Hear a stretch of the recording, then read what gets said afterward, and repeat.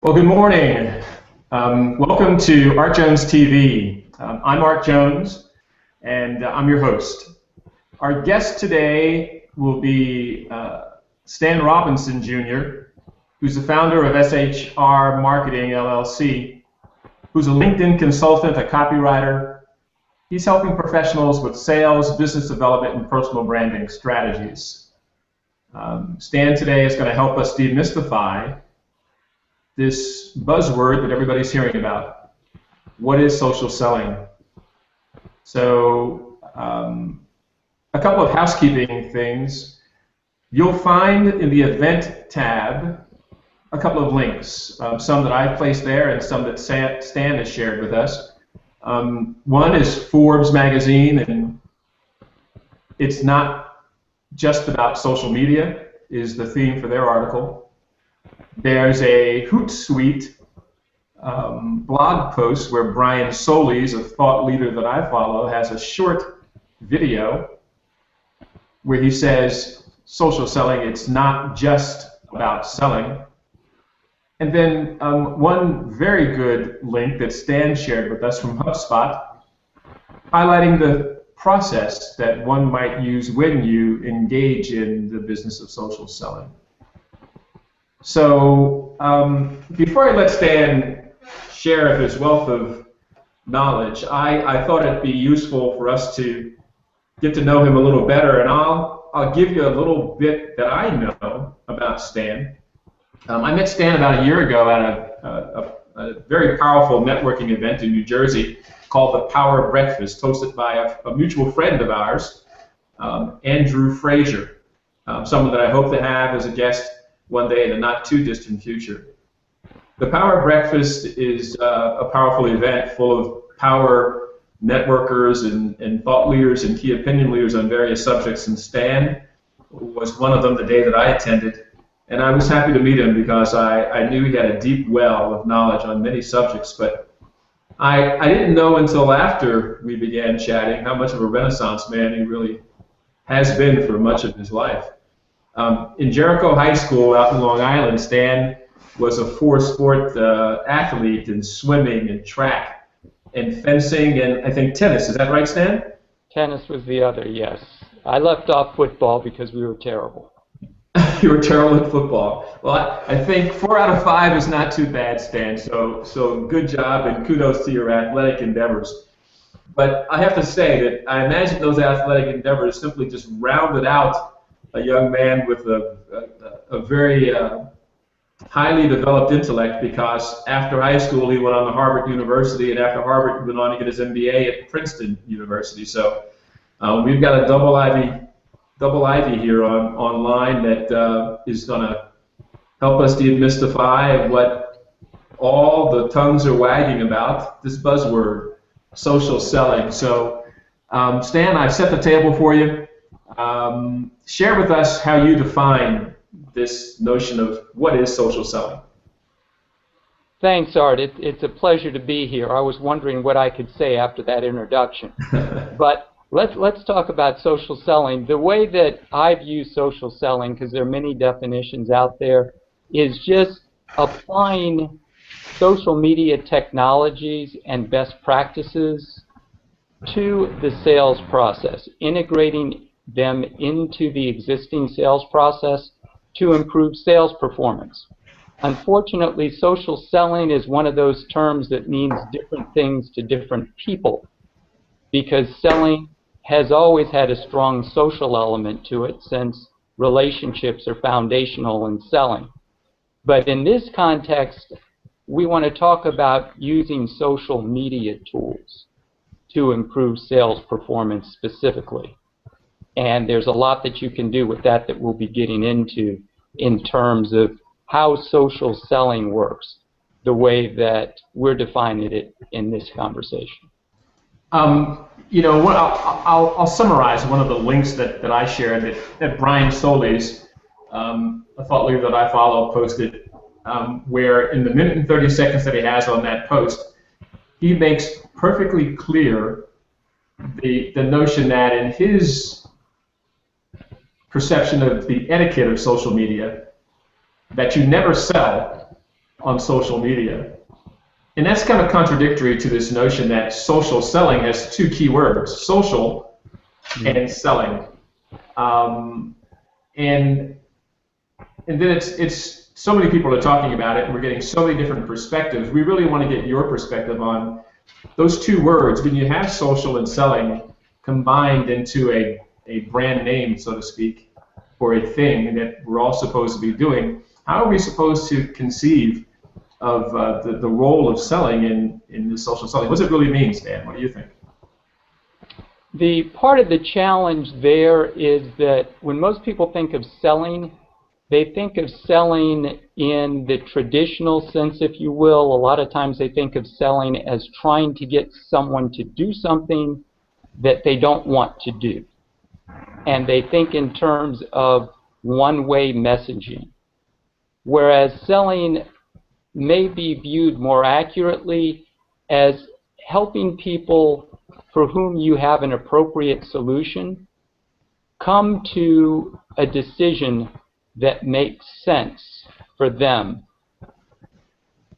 regarding that solution. Now, that may be a yes or a no, but what Brian is talking about when he talks about you don't sell on social media is that there is an etiquette. Social media starts with the word social, and people are on social media channels to build and foster relationships. They are not there to be sold to. So one thing that we can get into more detail on is social tools are ideal for efficiently identifying prospects and becoming much better at the prospecting process, and then starting to build relationships with those prospects. Not selling, but building a relationship. And the ideal is to start that relationship online, and then when the time is appropriate, when it comes time to sell, quote unquote, take that relationship into a medium where you can effectively sell, which would be the phone or an in-person meeting. But I totally agree with Brian Solis that you can't sell in the traditional sense through social media channels, or more accurately, if you try to do that, you will not have good results. I agree. I mean, in my perspective, social media is most powerful for listening. Whatever channel you're listening on, whether it's Pinterest or LinkedIn or Facebook or Twitter or the other 1,500 platforms that are out there. You can learn so much more through listening and finding the thought leaders that believe what you believe, and educating yourself about where your opportunities might be and where people that you might serve with your product or service are. And then when you find them, you don't sell to them. You begin a thoughtful, insightful conversation about how people resolve the problems that that individual might be trying to solve. And I might build a little bit on your commentary about selling and what it is. Most of my career I existed on the sales side of technology sales and enterprise class companies. And, I entered that phase of my career thinking, oh my gosh, I love to talk, so I'll be a great salesperson. And I quickly learned that talking was the least valued skill in real solution selling. And effective listening became the most powerful tool that I had in my arsenal. The same thing is true today with social media. Mm-hmm. And I also learned that asking insightful and thoughtful, open-ended questions that got the prospect that I was talking to talk more helped me discover what their needs were. Yes. And then by asking more thoughtful questions about their needs, and only after I was credible in the industry that I was having this conversation in, after I was gained credibility and understanding the business challenges that that person really had, could I even ask those questions Yes. So it's important to be immersed in the vertical market, the line of business, speak in an intellectual way. So you can ask these thoughtful questions to get the prospect to talk more, and then separating what is implied over here. I need to decrease day sales outstanding, where the explicit need is if I don't decrease day sales outstanding and make this a more productive shop, I'm going to lose my job and everybody's going to get laid off. That explicit need is quite different. And when you discover that explicit need, then you don't really sell the product that you have or the service that you have. Right. You begin describing solutions. If I could show you a way that if we did this, this, and that in the business process workflow, how would that help your business? Eventually the prospect says, well, you know what, Art? If you could do that, I would keep my job, I wouldn't have to lay anybody off, and my bosses and everybody in the boardroom would be happy. So what do you have that does that? In that scenario, the prospect sells themselves. So I'm not selling. What I am is a problem solver. Mm-hmm. And salespeople selling solutions and $500,000 or $1 million software solutions and $1 million of services back in the day and today are not salespeople, they're problem solvers. And so another hangout that we'll get to downstream, and I'd like to invite you back for that, and I don't want to delay this social selling conversation, but we need to really help people appreciate what selling is. Yeah. And that selling is at a high level problem solving. And social online conversations should be conducted in the same way online to help people solve problems without pushing a product, without using a megaphone, standing on the table saying, look what I've got. You should say, look how I approach problems and I solve problems this way, and this is how I've helped other businesses, without ever naming the product, and people will come to you and say, well, sounds like you know what you're doing, can you help me? On and offline, it works the same way. So, but I digressed into a fairly lengthy sales soapbox there, and let's get back on track. The notion of social selling is important today to salespeople and business owners and professionals. And can you expound a little bit on that, Stan, and tell us your thoughts in that area? Well, you touched on some great points in terms of listening and your ability to use social tools to gather information that, as you said, we can go into more depth in another conversation. But one of the reasons that the concepts behind social selling are important to business owners, sales professionals, anyone who has a product, service, or idea to sell, is that the environment has changed. Social selling is really being driven by a new type of buyer. That is the driver behind social selling. Because of the advent of the internet and social media particularly, buyers are more informed than they've ever been before.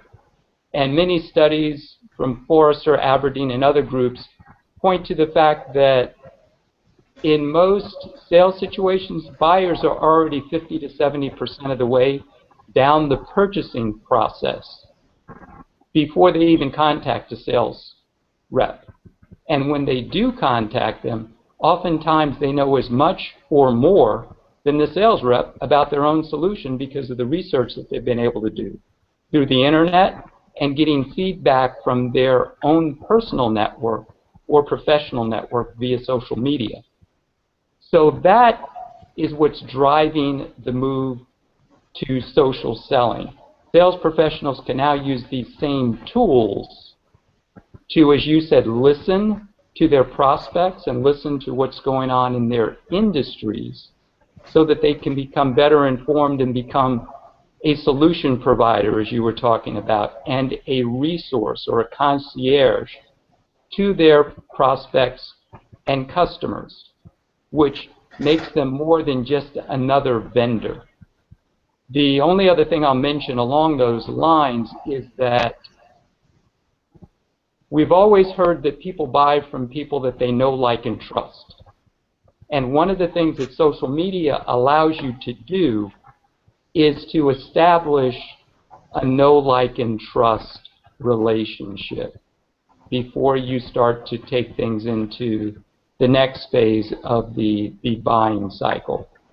And social media also allows you to touch your prospects in kind of a soft way. Just stay in touch with them, whether it be a tweet, a LinkedIn message, sharing content that's relevant to your audience. Because another statistic out there is that in many environments you have to have touched someone 6, 7, 8 times before they're ready to purchase from you, depending, of course, on the size of the purchase. So social media helps you in terms of listening. It helps you in terms of positioning yourself as a resource. And it helps you with business intelligence in terms of everything from your competitors to your prospects, your customers, etc. That's very powerful, and you if I can just take a minute to build on a couple of very important things that you said. You mentioned the marketplace is different today than it would have been 10 years ago, because 10 years ago we didn't have all of the social media tools, and they weren't as widely used as they are today. They're ubiquitous today. Yes. And I always point to my phone, which is really a phablet, phablet, half tablet, half phone. It's so large. But on this little device, like the iPhone 6 Plus that just came out, I can turn this on and I can say, okay, Google, ask it a question about anything, any product, any service, and I will get an answer instantaneously. What that's done, it's empowered everyone with the power of the frictionless channel, the internet. There's no friction there. I ask a question, I instantaneously get a response. Thus, I am empowered to know things right at the tip of my finger, and that's how I become an informed consumer like never before. And because of that, 80% of every purchasing decision is made only after consulting a social network. And that's a Forbes study that was done a year or so ago. That's a pretty powerful metric. 80% of every decision is only made after the person making the decision has consulted a social network, and generally that can be online, where your Facebook friends are, where your Twitter pals are. I'm buying a new stove. Should I buy the Genair or the GE? And surely you're going to get responses from your social network. That puts me in control of my purchasing decisions, and it puts salespeople in a position of consultant. As you suggest, I know so much by the time I'm ready to buy that I'm looking for a counselor that I can trust. And you said that I think you have to know, like, and trust the people that you do business with in the sales cycle. And I know you're going to touch on this, and I'll encourage you to build on this part of what I'm saying, because I know you have a lot to add.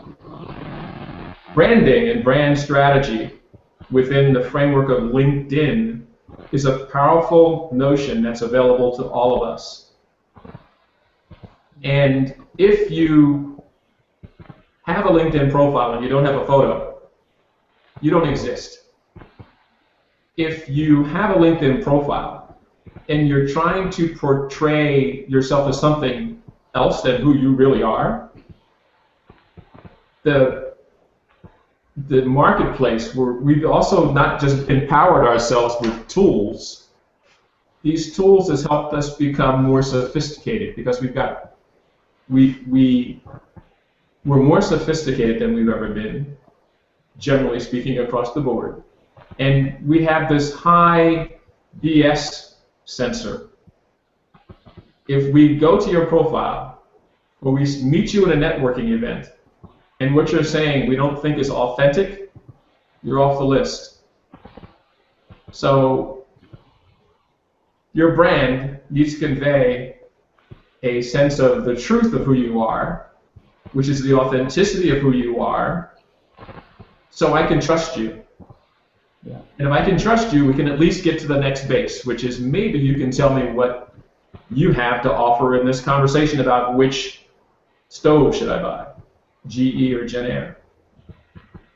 But trust is, Chris Brogan wrote a book probably 4 years ago now, Trust Economy. And it was based on the notion that we only do business with people that we trust. We build relationships with people so we can gain trust. But we now have to be authentic in who we are so we get authentic trust, two-way street. And I'll stop there. I've talked about authenticity, branding, and the empowered marketplace. You take all those things in total, and selling, which is something we all do, we have to take a different approach. There's no more Willy Loman, always be selling.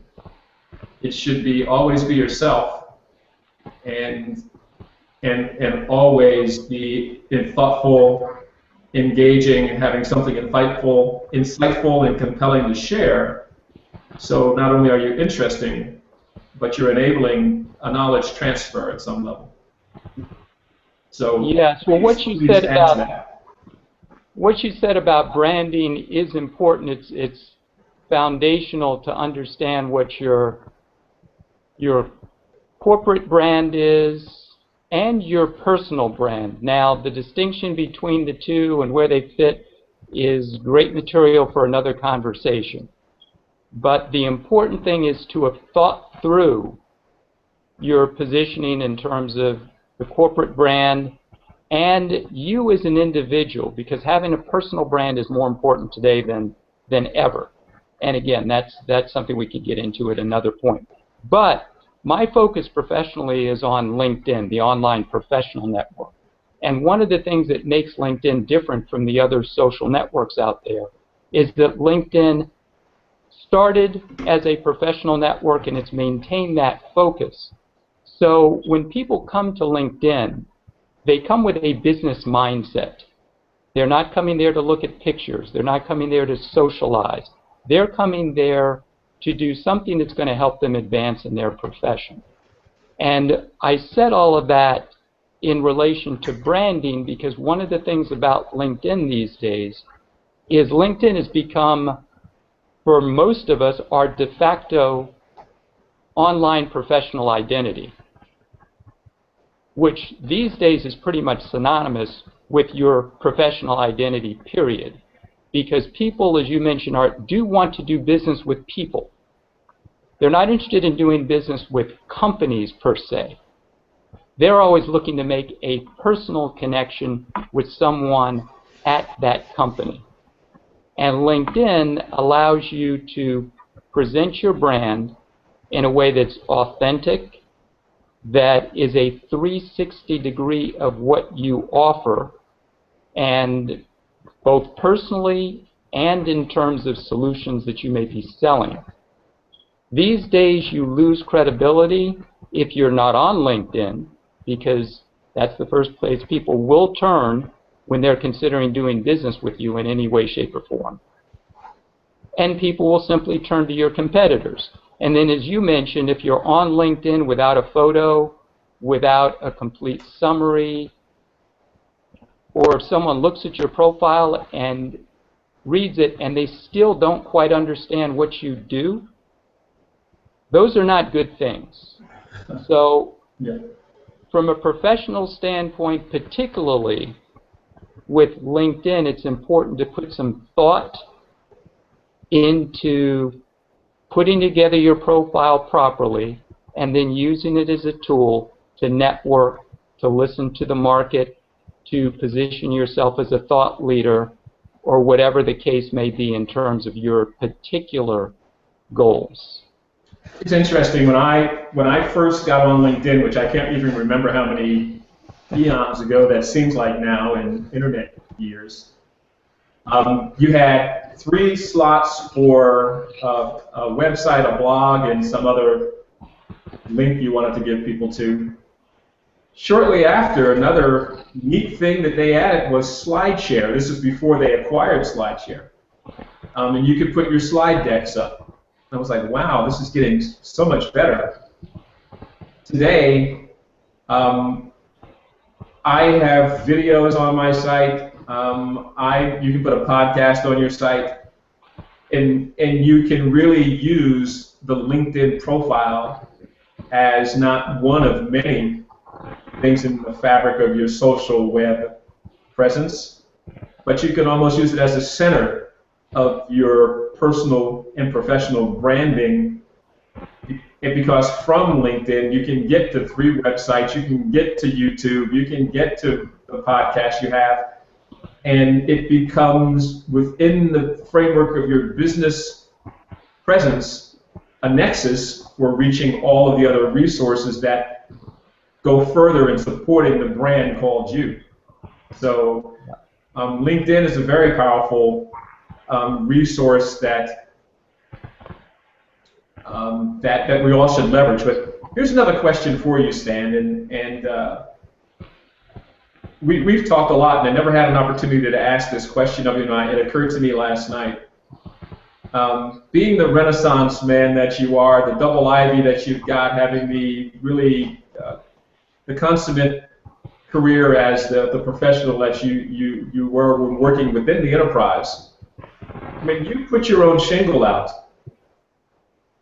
Why did you choose to work with professionals to help them with LinkedIn specifically? Because that's what you built your brand around. Why LinkedIn, and why not? You could have done anything. Why LinkedIn? A couple of reasons. One is that my professional background was in business-to-business sales, mainly with technology companies. So my orientation was business-to-business. Second, LinkedIn, frankly, was the only social network that I'd really spent much time on while I was employed. We used LinkedIn to reach out to prospects and to build our profile in the marketplace with the last company that I worked with. And one thing that was gratifying is when we spoke with people on the phone, they would say, wow, we see you guys everywhere, which was funny because we spent no money on advertising. The only everywhere would have been a trade show or posts via LinkedIn on industry news. So I decided to go into LinkedIn, number one, because I knew something about it, but also because I discovered that it's vastly underutilized by professionals and business owners. And it's the one social network where, as a professional, if you're not there, or if you're not there properly, you lose credibility. If you're not on Facebook or Twitter or YouTube or Google Plus or Instagram, as a professional, you're not necessarily going to lose credibility with your fellow attorneys, potential clients, etc. But if you're not on LinkedIn properly, you will lose credibility. Now, the sad fact is that many people are losing credibility without being aware of it, because people are coming to look for them on LinkedIn and not finding them. Yeah. But so I chose to focus on LinkedIn because it's one network where I believe everyone, from high school students, because they've opened up the age to become a LinkedIn member, to 14-year-olds and up. And the reasoning behind that was so that high school students could start to research educational opportunities, whether it be college or vocational schools, etc. Now, obviously, there are things around the privacy of those under 18, but The point being, if you are in the professional sphere at all, it doesn't make a difference whether you're an owner, an employee, an investor, someone looking for partners, a sales professional. If you're in the business sphere in any way, shape, or form, you really need to be on LinkedIn. So I tell people, unless you're 6 months from retirement and do not care about doing any more in the professional sphere, you're just easing your way on out, to your own beach on Hawaii or the island that you own. Well, then in that case, maybe not. But for the rest of us who still need to earn a living, who still need to build business relationships, because it's all about relationships, LinkedIn is a tool that should be in your arsenal. It's just a tool. We're talking about social selling. LinkedIn does not sell for you. LinkedIn is a tool that you can use to find prospects, learn about them, initiate relationships, become informed about your market, offer value to your audience in the way of connecting them with appropriate people and information. But you still need to know how to sell. And that's one point of confusion when we talk about social selling. The social channels, as we already talked about, Art, they're not going to sell for you. They just put you in a position where you can take the relationship offline into an environment where you can use your sales skills. Yeah, that is so true. And in my evolution from sales to marketing about 8 years ago, and being a technologist, I've been hanging around DARPANET, the internet and intranets forever, it seems, for probably 30 years. So the internet's not new. And social networks, was playing with these things in the 80s. But 8 years ago, when I crossed over and first began playing with Twitter and LinkedIn and other platforms, I did the same thing I think so many other social media people did, and some continue to do, which is, and let me back up and say that I honor the fact that you treat LinkedIn as a tool and help your clients understand that it is just a tool in the toolbox to help them meet their goals. Exactly. Using LinkedIn is not a strategy. A strategy is something that exists outside of the toolbox. It's like the plans to build the house are much more important than the tools. Mm-hmm. The pyramids would not exist without the very detailed specification of the plan of how to use the tools to build the pyramids, or the Eiffel Tower, or the George Washington Bridge, for that matter. Yeah. Plans trump everything. The plans are the strategic element, and I know you think strategically about LinkedIn. When I was doing my social media thing exclusively, when somebody came to me and said, "You know social media, don't you?" "Yeah, I understand social media," would be my reply. And they would say, "Well, I've got this business problem." And I would say, "Well, I've got social media, let's go." and that was, I was using Maslow's law of the instrument, which Maslow is the father of the idea of the hierarchy of needs. Yes. It's a whole different subject. And another piece of his thought leadership was the law of the instrument, where he said that if all you have is a hammer, everything looks like a nail. And in the early days of my coming on board as a social media purveyor of social media knowledge, a social media expert, everything that people brought to me as a business problem, I could solve with social media, because that was my hammer. Yeah. Every problem looked like a social media problem that could be solved, and that is so wrong. It's so wrong because, and this is the cautionary flag for our audience, that if all I do is Pinterest, and I come to you and tell you that I have a problem with sales, and you tell me that I can fix that with Pinterest, a red flag should go up. Yeah. Because does that mean that if I talk to the person with Facebook, they're going to fix it with Facebook? Or that I talk to the person with Twitter and they're going to fix it with Twitter, so that everybody, whatever hammer they have, the business problems all look like nails. Whereas I know you, Stan, if I come to you, you won't say that LinkedIn is a problem. You'll first talk to me about my business problem that I'm experiencing, the business processes that I have in place, to try to determine really where the opportunity exists to fix the problem. And then you might have a business process reengineering engagement versus a LinkedIn training workshop. Because it's a thoughtful assessment of the business problem before you apply the hammer. So audience, please ask the second level question. When the person comes to you with Pinterest, you should say, so if I go and I want to use Facebook, should I use Facebook? Should I go to the Facebook person and try to smoke out? Have your consultants help you smoke out where the real problems are, as opposed to applying whatever service they provide to the problem, because there's probably 1,500 different social media platforms and a consultant for each one of them. Exactly. All using them as the hammer in their toolbox where there's one tool.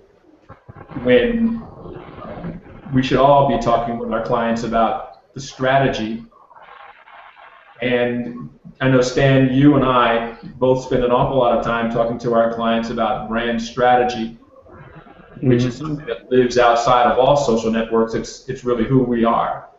Yeah. And helping clients build their brand strategy so they can be authentic is the first step to helping them build a brand that can find a tribe of followers in the marketplace for them to lead to their product or service. So, we've spent we dialed in 20 minutes for our talk, and I don't know what I was thinking. We've got 30 plus minutes in now, and we could go on. And we've touched on several subjects. We talked about selling. We talked about the empowered marketplace. We talked about brand strategy. We've talked about, first and foremost, using your brand strategy to be authentic. And we didn't talk about this, but when we talk about brand strategy and authenticity, we should be talking about reputation management as well. So there's 5 subjects that we should talk about rejoining the conversation. I'll invite others to come and share their perspective, but Stan, I'd certainly like to have you back on the channel to chat with the audience more about sales, more about brand strategy, because you have so much to share. So thanks, Stan, for joining us today. Hopefully you'll find the time in your busy schedule to join us again. And to our audience, thank you for watching in this conversation between Stan and I. And we encourage you to bring your cup of tea or coffee or whatever your beverage is to our next hangout. I'm drinking a spot of espresso and some almond milk, and it's really tasty. So I'm going to get back to this. Hopefully you'll get back to doing whatever what work you're doing today or whatever you enjoy for the day. But thanks for joining us, and we hope to see you again. Bye for now. Thank you, Art. Thanks, Dan.